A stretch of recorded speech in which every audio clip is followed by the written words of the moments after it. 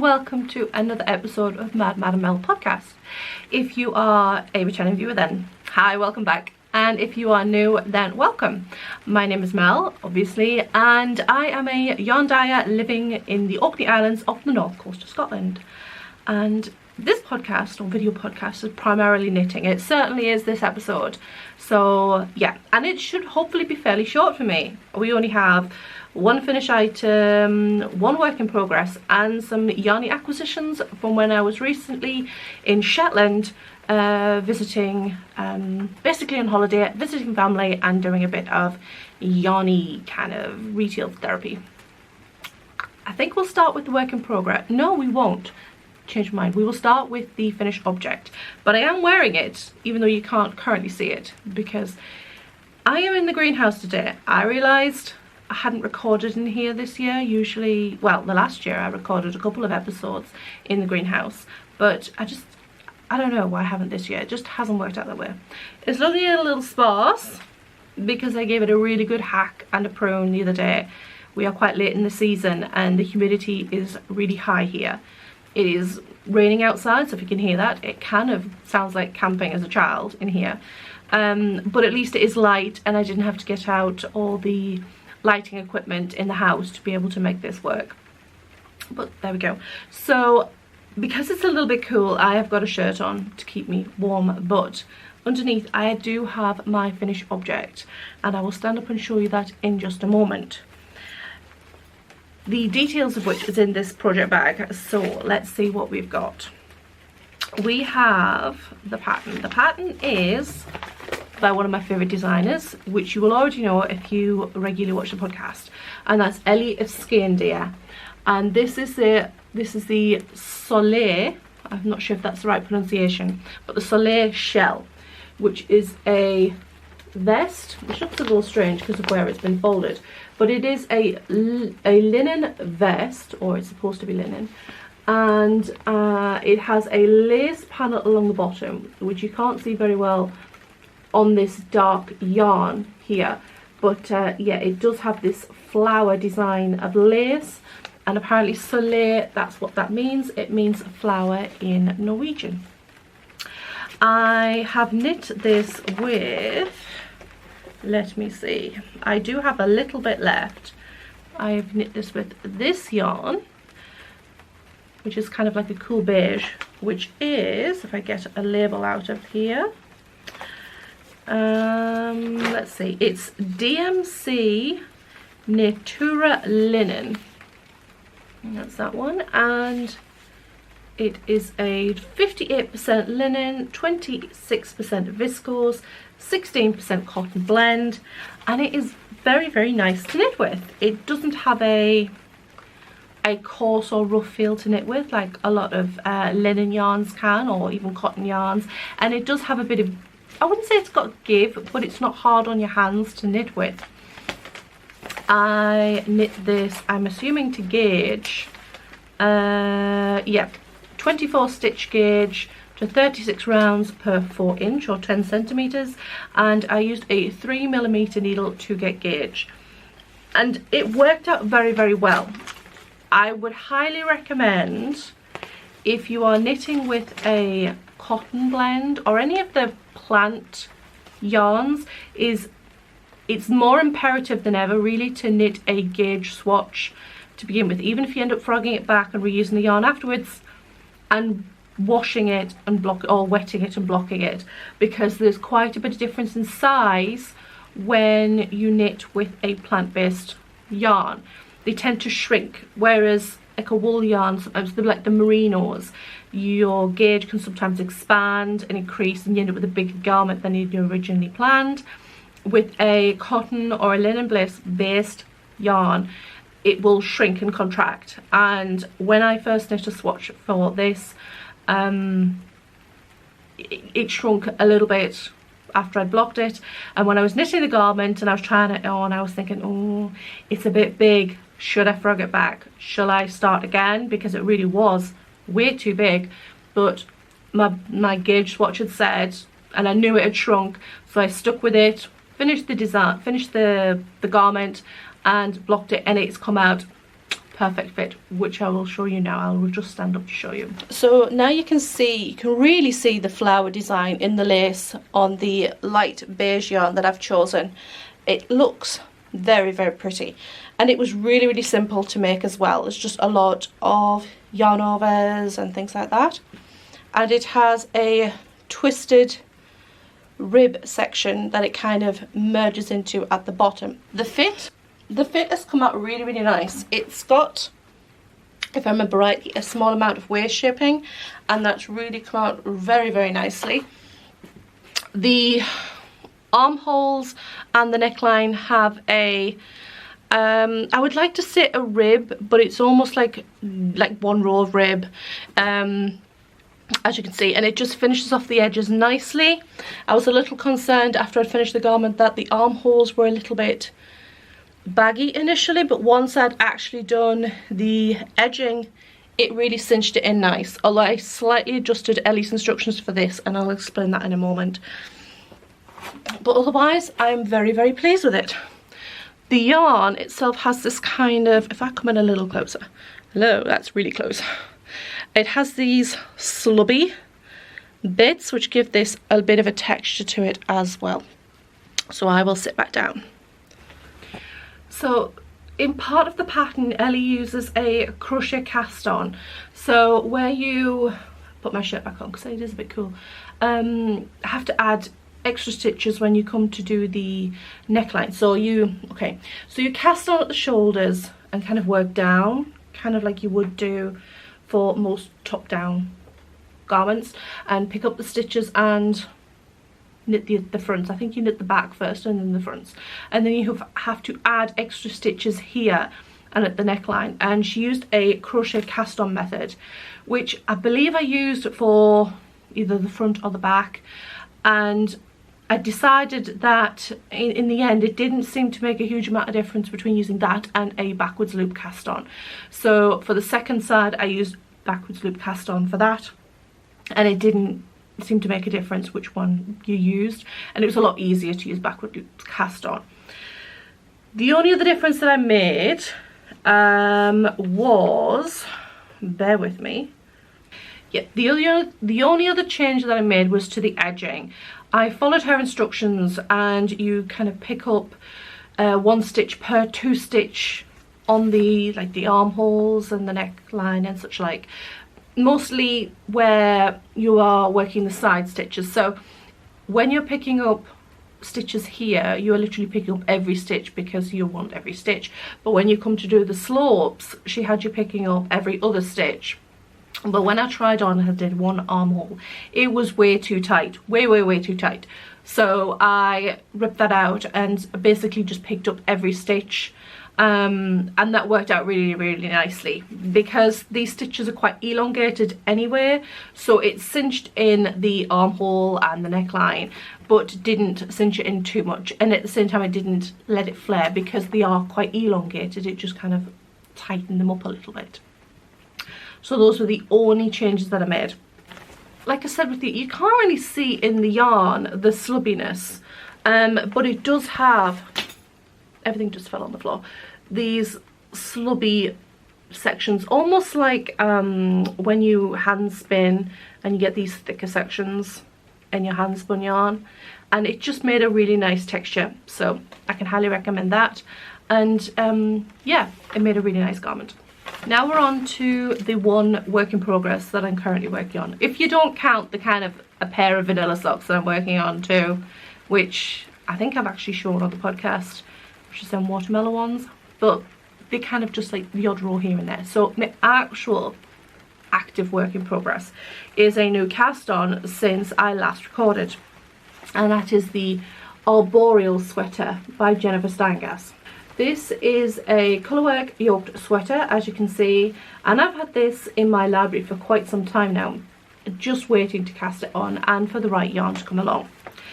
It is a DK weight colourwork sweater, and I didn't have the right yarns at the time for this project, but I knew I wanted to do it. I was very tempted with a green base for the background colour, but instead went with something a little more autumnal. So I'm going to unzip another project bag.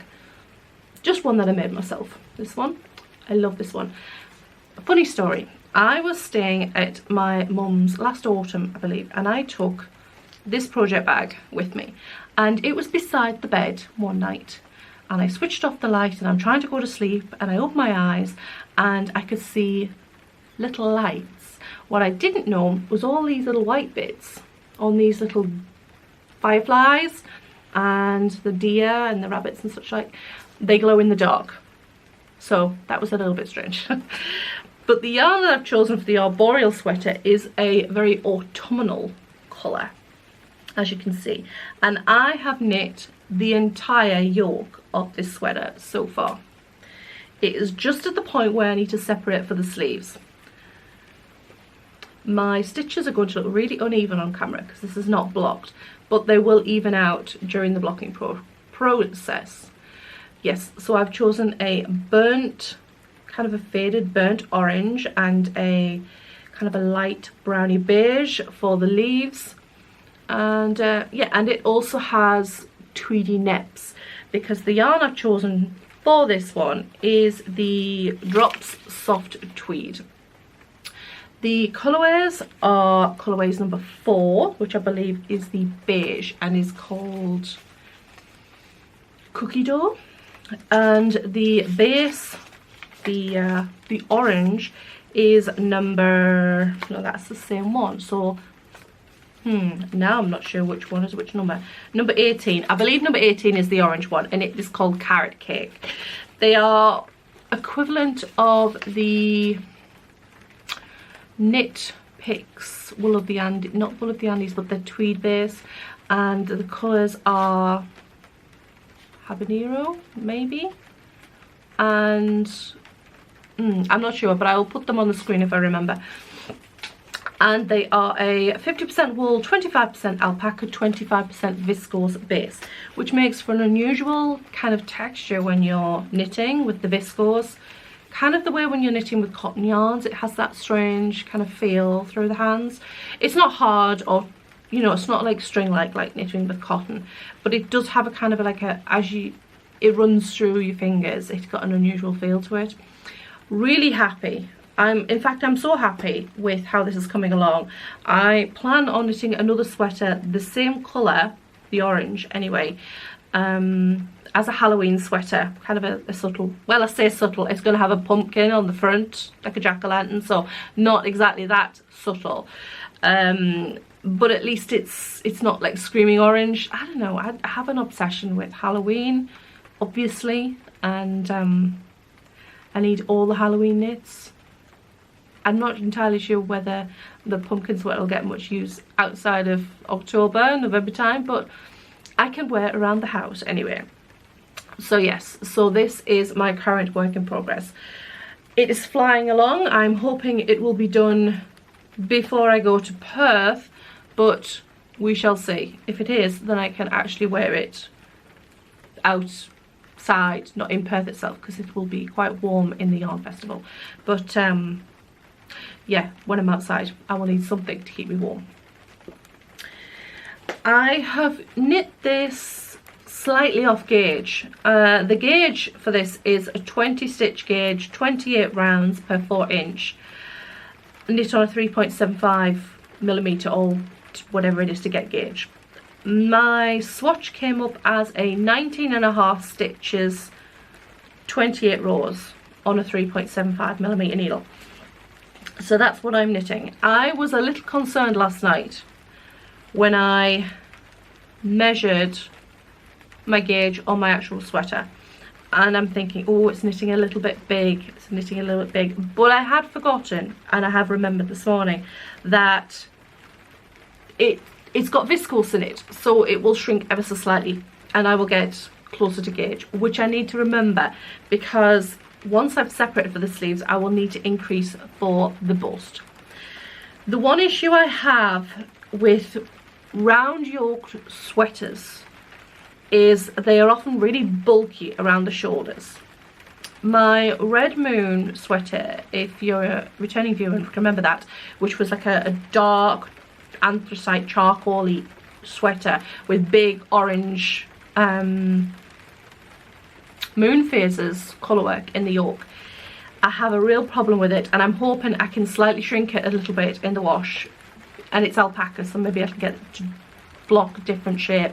Is that it's very, very bulky around the shoulders, and so much so that I just don't wear it. So what I've done with this one is I have knit a smaller size for the yoke, and then I will increase to a larger size once I've separated for the sleeves, just so that it hasn't got too much shoulder bulk going on here. So this, it'll still be like a big sweater, but hopefully it won't be make me feel like I've got my husband's shoulders, because he's, you know, bulky shoulders. I don't want to look like a weightlifter, basically. So yeah, I'm really looking forward to wearing this, which brings me really to my plans for the next few weeks before we get to acquisitions. I will be going to Perth Yarn Festival in 2 weeks time, I think it is, and that is the weekend of the 10th of September in Perth, Scotland, not Perth, Australia. Oh good, no, that's too hot. But before then, I'm hoping I will be able to get a video out on my autumn knitting plans, which is a video I did last year. And funnily enough, I've done, I would say 2/3 of the projects I was hoping to knit on that video. I think there was 10 potential knitting projects, and this is actually the 7th one on not the 7th on the list, but number 7 out of 10 from that list. The rest I've actually completed. So I'm hoping to put out another autumn knitting plan video. This will obviously be on it if it isn't finished, but yeah, I will hopefully get that out next week before I have to get ready to go to Perth the week after, which I intend to vlog. Perth Yarn Festival vlogging, yeah, so that will be the week after that as well. So then we just have acquisitions. So obviously with going to Shetland yarn, had to buy yarn. Well, I didn't have to buy yarn, but you know, you get tempted. I went into 2 yarn shops in Shetland. I went to the Loose Ends shop, which doesn't just sell yarn, it sells like embroidery things and stuff like that. And I also of course went into the Jamesons of Shetland yarn shop too. The Jamesons Wool Brokers isn't currently open, the shop side of things at the moment, which was unfortunate, but it's just one of those things. I think they're going to be reopening in time for Shetland Yarn Festival, not Yarn Festival, Shetland Wool Week even, in October. So if you're travelling up for that, hopefully it will be open then. But I still think you can pick up orders from there, but I didn't go there, and it was absolutely lashing it down that day anyway. But I did go and buy yarn from both of the other 2 shops. The first one was from Loose Ends. I keep wanting to say loose threads.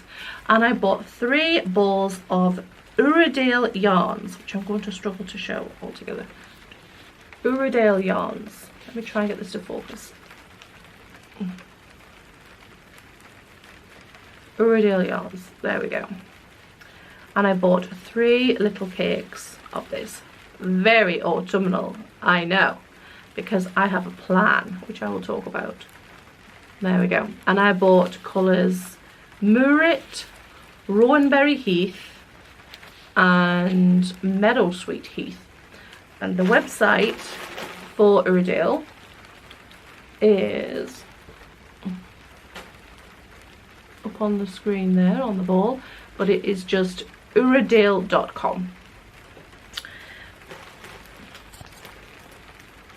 So there was those 3, very autumnal, and to go with those for one project, I bought a bunch of Jameson of Shetland yarn from the Jamesons shop, which I'm just going to take a pause in the video here because I'm going to be rustling a poly bag.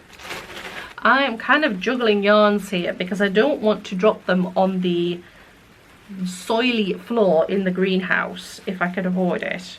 Well, I know they've kind of been on like dirty sheet, but not for a time. So I've stuck them all. I'm pretending I'm eating a packet of hula hoop crisps as a child and sticking them all on my fingers. But I bought, oh, I'm gonna lose one. I bought all of these again in autumnal colours. I'm not 100% sure on the red, but I did see a garment in the Jameson of Shetland wool shop which had all these colours plus an oatmeal in it, and I absolutely loved it. So I bought the red. It looks very bright red on camera. It's much more of a burgundy red, and to go with all of these and the other ones. I'm not sure if I can show those at the same time. Probably not, but you get the idea. So the colours I bought were 289, which is gold, 231, which is bracken, which is a very heathery kind of mossy green. Yeah. 425, which is mustard. 234, which is a heathery pine, which is pine but heathery colour. We've got 595, which is maroon, which again looks cherry red rather than maroon on camera, and a really unusual one here, which is 190, which is the colourway Tundra. And I wanted to show this one a little closer because it is a very interesting blend, this one. Very interesting colour. It's kind of like got like a warm terracotta-y brown, but also little yellow flecks in it as well. Plus it's heathered, plus there's a little bit of beige in there. It's just a really interesting complex mix, and I think that would make a really interesting sweater on its own, that. Now my plan for all these is to add them to some other bits of yarn that I already have, and get a load of oatmeal yarn, oatmeal coloured rather, to make a colourwork cardigan, an all over colourwork cardigan. I'm thinking of either the chestnut cardigan by Maria Wallen. If not, you see, what really inspired me is I love the colours of the chestnut cardigan. It doesn't have the red in it. The one in the Shetland shop did.